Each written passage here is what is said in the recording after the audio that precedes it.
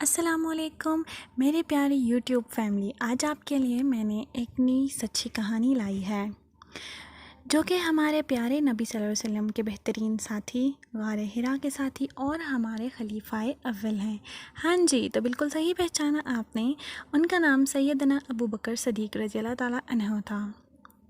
ہم شروع کرتے ہیں۔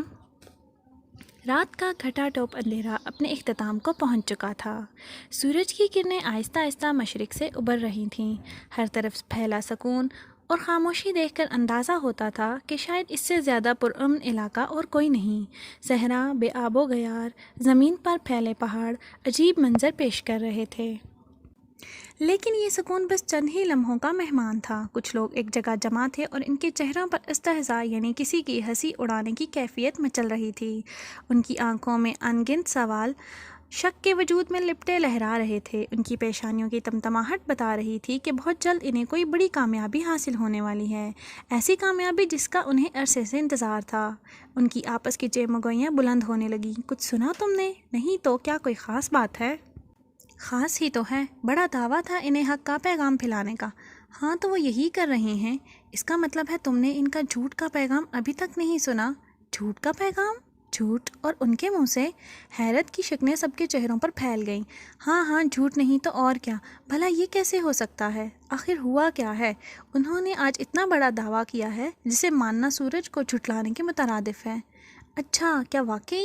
ہاں، وہ کہتے ہیں کہ وہ رات کے کسی اندھیرے میں مسجد اقصیٰ گئے تھے اور اب صبح ہمیں اس کی سیر کا ماجرا بیان کر رہے ہیں۔ یہ تو واقعی سمجھ نہ آنے والی چیز ہے۔ پھر کیا ہوا؟ کچھ نہیں۔ بھلا یہ بھی کوئی ماننے والی بات ہے؟ کسی کا دل و دماغ بھی اس بات کی سچائی کو تسلیم نہیں کر رہا۔ تو چلو پھر آج ایک اور تماشا دیکھیں، ان کے ایک سردار نے کہا۔ تماشا؟ کہاں؟ لوگوں نے سوال کیا۔ ارے اسی ابن قحافہ کے پاس جو ان کی ہر بات کو سچ مان کر ان کا ساتھ دیے جا رہا ہے۔ ہاں تو پھر انہیں جھٹلانے کا اس سے بہتر اور موقع کوئی نہیں ہوگا، ان میں سے ایک نے خوشی سے چلا کر کہا۔ وہ لوگ اکٹھے ہو کر ابن قحافہ رضی اللہ تعالیٰ عنہ کے پاس پہنچے۔ ان کے چہرے پر ناشتی کمینگی کو ابن قحافہ نے بھی بھانپ لیا۔ وہ ہوشیار ہو گئے۔ ویسے انہیں بھی اس بات کی کچھ خبر نہیں تھی کہ ان کے بہترین رفیق اور دوست اپنی رات کی سیر کا حال سنا چکے ہیں۔ ابن ابی قحافہ رضی اللہ تعالیٰ عنہ ایک بڑے سردار، تم نے کچھ سنا اپنے صاحب کے بارے میں؟ کیوں، کیا ہوا؟ آپ کے صاحب کہتے ہیں کہ وہ راتوں رات بیت المقدس گئے اور وہاں سے 7ویں آسمان پر گئے اور واپس بھی آ گئے۔ اس سردار نے مذاق اڑانے کے انداز میں کہا۔ کیا واقعی انہوں نے یہ فرمایا ہے؟ ابن ابی قحافہ رضی اللہ تعالیٰ عنہ نے اشتیاق بھری آواز میں بولے۔ ہاں بالکل، یہ سب کچھ انہوں نے ہی کہا ہے۔ اگر انہوں نے یہ باتیں کہی ہیں تو ان کے سچ ہونے میں مجھے ذرا برابر بھی کوئی شک نہیں، کیونکہ سچ کے سوا ان کی زبان پر کوئی بات نہیں آتی۔